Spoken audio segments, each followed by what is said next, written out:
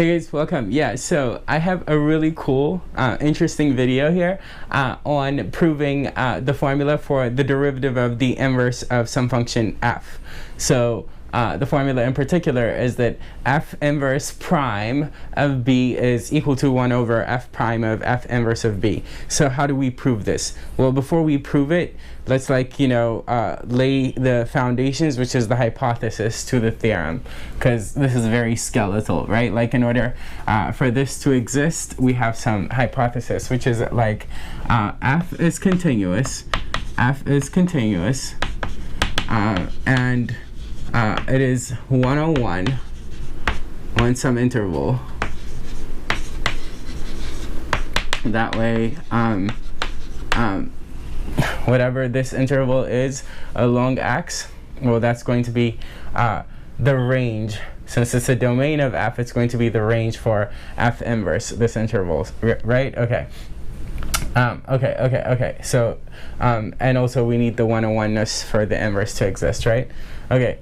Furthermore, let's suppose that f is differentiable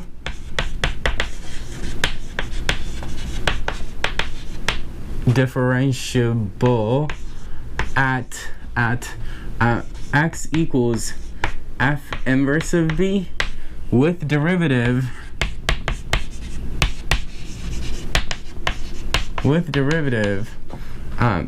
f prime of f inverse of b not equal to 0. You should know why we need this to be true, which is why we need, well, f to be differentiable at f inverse of b, and subsequently why we require that this be different from 0. Well, because we have it as a denominator right there, yeah? Okay, well, if this is true, then f inverse is differentiable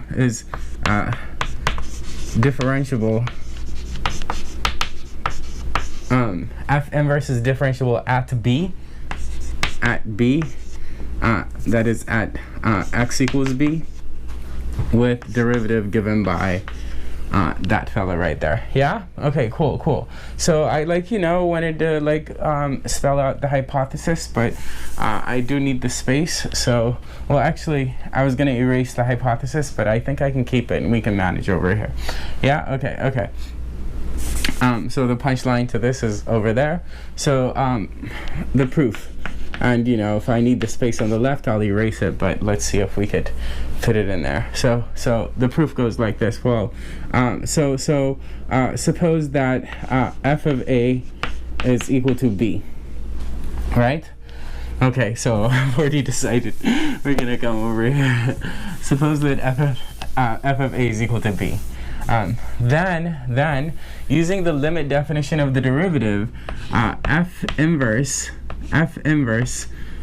prime of b must be the limit as h goes to 0 of f inverse of b plus h minus f inverse of b all over h, right? That's just applying the limit definition of the derivative on the function f inverse, right? F inverse of x, I mean, of course. Yeah, okay, this here is just the limit definition on the function f inverse of x, right? Okay, and of course at the point b, and that's why you don't see an x and you see a b here and here, which is, where the x would appear in the limit definition typically, right there and right there, right? Okay, but it's a b, at a point, right? Okay, this definition. Okay, cool.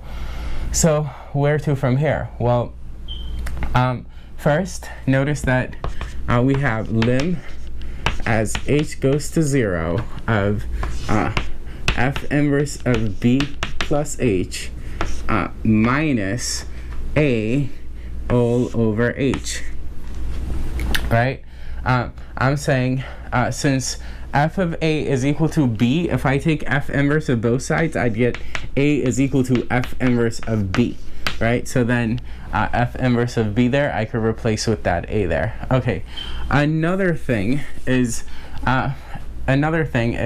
well, from this statement, right, notice that that if I want to consider b plus h, then what's happened is I've added a little to this b, or subtracted a little, depending on whether or not h is positive or negative. But the point is that I've changed this b by an h amount. So changing b by an h amount would require that we change a by some constant.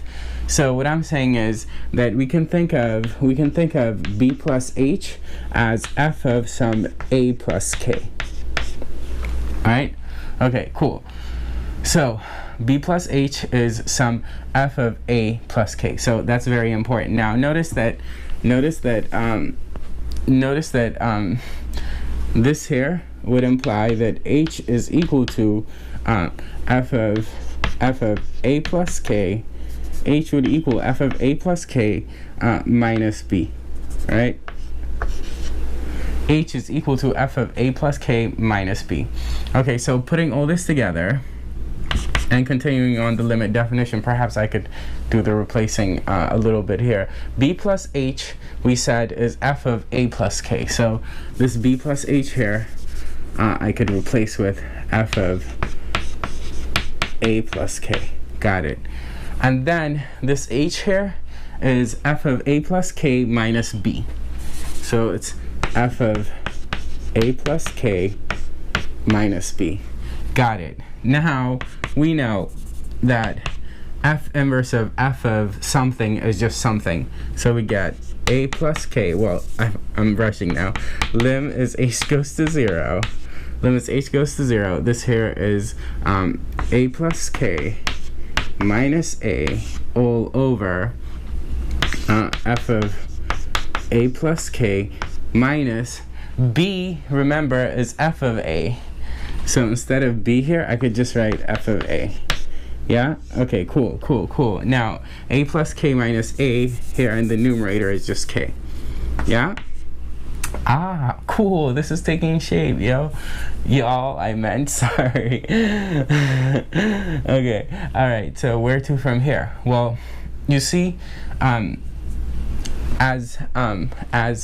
if I look at it here, as h goes to 0, right, we go from b plus h to b. So then k must go to 0, because if this goes to b, then this inside of f has to go to a. So as h goes to 0, k goes to 0.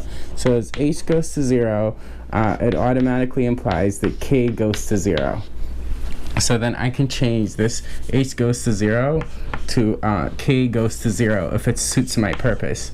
And it does here. Okay, so then coming back to the previous line, what I could do is now I could recast this as lim, and of course on the left side is this still. So lim is k goes to 0, and then this here I could write as 1 over was that slanted? It always looks slanted once I get back behind the camera. So 1 over f of a plus k minus f of a all over k, right? This here is the same as this here. Yeah? Okay, so then I don't need this step anymore. Yeah? Okay, cool. So then we see that f inverse prime of b is equal to, well, as k goes to 0, this here is the limit definition of the derivative for f, right? So we get 1 over f prime of a. So as k goes to 0, I'm saying this goes to f prime of a. But what is a? Well, since f of a is equal to b, it must mean that a is equal to f inverse of b. Voila!